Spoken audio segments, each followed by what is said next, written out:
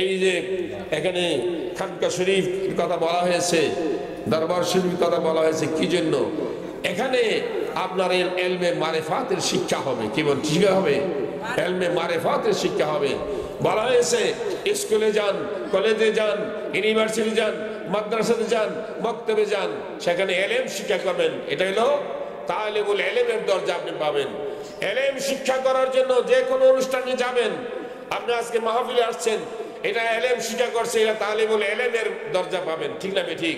কিন্তু বলা হয়েছে আপনি যখন আল্লাহর ওলির দরবারে হক্কানি করে আল্লাহর ওলির হাত ধরে বায়াত হয়ে যখন আল্লাহর জিকির শুরু করবেন, তাহলে আপনি তালিবুল মাওলা হয়ে যাবেন। জোরে বলুন সুবহানাল্লাহ। তালিবুল ইলম আর তালিবুল মাওলার মধ্যে ব্যস্ত আছে কিনা? আর যখন আছে কিনা? আছে। বলা হয়েছে তুমি যদি সুরাকান্দার বিশ্ববিদ্যালয়ের আনিসুত তালিবিন খুলে দেখেন, কিতাবের মধ্যে লিখেছে যে আপনি একজন হক্কানি আল্লাহর ওলির হাত ধরে বায়াত হয়েছেন আল্লাহকে পাওয়ার জন্য।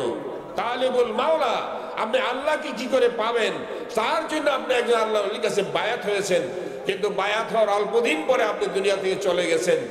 তার কিতাবের মধ্যে লেখা আছে যে তার কবরের মধ্যে আল্লাহ পাক দুইজন ফেরেশতা পাঠিয়ে দিবেন, একজন শরীয়তের আলেম আর একজন তরিকতের কামেল।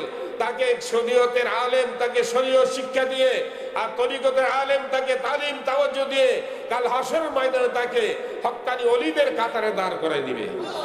জোরে বলুন সুবহানাল্লাহ। তাহলে তালিবুল মাওলার দাম আছে কিনা? আর যেরকম দাম আছে কিনা? তাহলে আমরা কোন দলের মধ্যে আছি? আমরা কি তালিবুল মাওলা হতে পেরেছি? আমরা কি তালিবুল মাওলার দলে ভর্তি হয়েছি?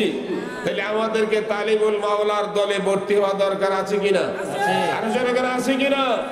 তাই সেজন্য যারা আজকে বর্তমান পৃথিবীতে বিভ্রান্তি সৃষ্টি করছে, মুসলমানদের ভাঙন সৃষ্টি করছে, মুসলমানদের বিপক্ষে যে সমস্ত কথাবার্তা বলতেছে, একমাত্র কারণ তারা তালিবুল মাওলা নয়, তারা তালিবুল ইলম। আর তালিবুল মাওলা যারা, তারা মানব জাতির মধ্যে শান্তি প্রতিষ্ঠা করেছে। জোরে বলুন সুবহানাল্লাহ। আরো জোরে বলুন সুবহানাল্লাহ। তো সেই জন্য আপনাকে আমাকে আল্লাহর জিকির শিক্ষা করার জন্য কি করতে হবে? বলা হয়েছে এই লতিফার জিকিরগুলি আমাদের শিক্ষা করার দরকার।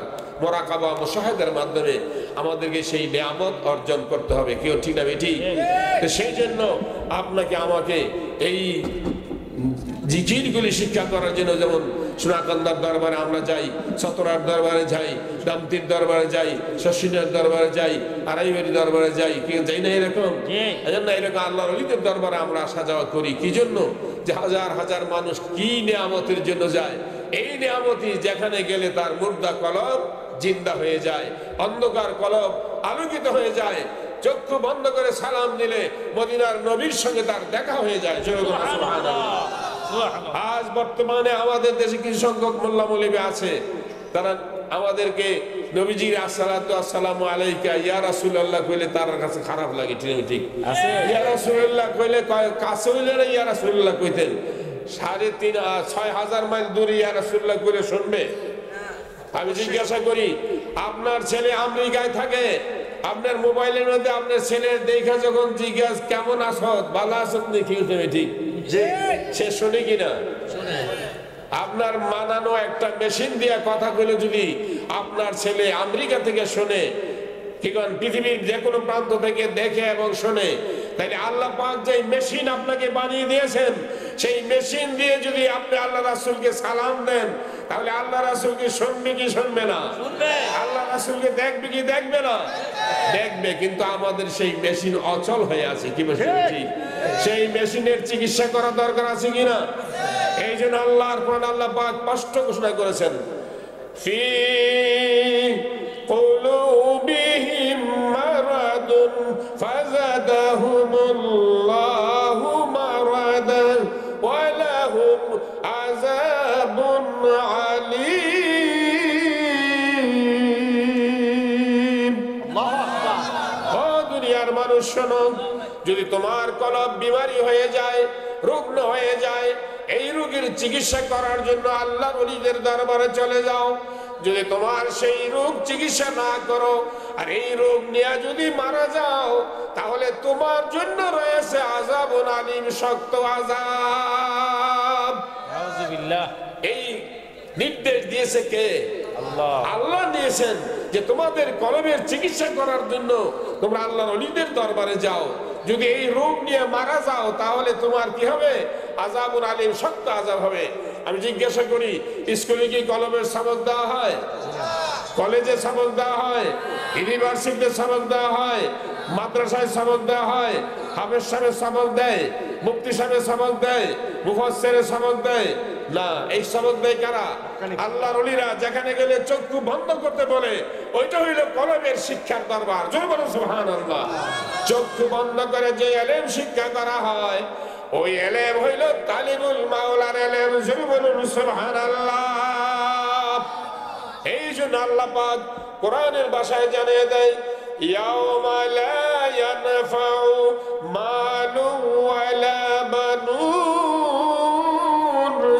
ইল্লা মান আতাল্লাহা বিকালবিন সালিম। আল্লাহু আকবার। হে দুনিয়ার মানুষ, শুনে রাখো, এমন একটা দিন তোমার সামনে আসতেছে। এই দিনে প্রত্যেকটা মানুষের সামনে আসবে, ধনীর সামনে আসবে, গরিবের সামনে আসবে, মেয়ে লোকের সামনে আসবে, পুরুষ লোকের সামনে আসবে, বাদশার সামনে আসবে, গরিবের সামনে আসবে, শিক্ষিত লোকের সামনে আসবে, মূর্খ লোকের সামনে আসবে।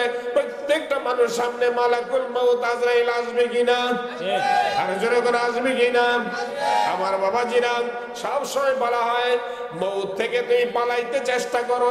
আপনি মউত থেকে পালাইতে চেষ্টা করেন, দুনিয়ার কোন মুসিবত দেখলে আপনি পালাইতে চেষ্টা করেন। মুসিবত থাকে পিছনে, আপনি থাকেন সামনে। সামনের দিকে দৌড়াইতে দৌড়াইতে আপনি মুসিবত থেকে বেঁচে যান। কিন্তু আমার আল্লাহ পাক বলেন, ও বান্দা, দুনিয়ার মুসিবত পিছন দিক থেকে আসে, তুমি সামনের দিকে চলে যাও। কিন্তু মালাকুল মউত সামনের দিক থেকে আসবে, পিছন দিক থেকে আসবে না। তোমার সামনাসামনি দাঁড়াইয়া যাবে। তুমি দৌড়াইয়া যাইতেছো মাঠের মধ্যে, রাস্তায় তোমাকে দাঁড় করাবে। সামনে আর এক কদম দেওয়ার সময় নাই। ঘরে ঢুকতেছো, দরজা দাঁড়ায় বলবে এক কদম ঘরে দেওয়ার সময় নাই। ঠিক না ঠিক? মালাকুল মউত সামনের দিক থেকে আসবে, তাকে রোধ করার মতো ক্ষমতা কারো নাই। ইজা আজালুহুম লা ইস্তাখিরুনা সাআতাও ওয়ালা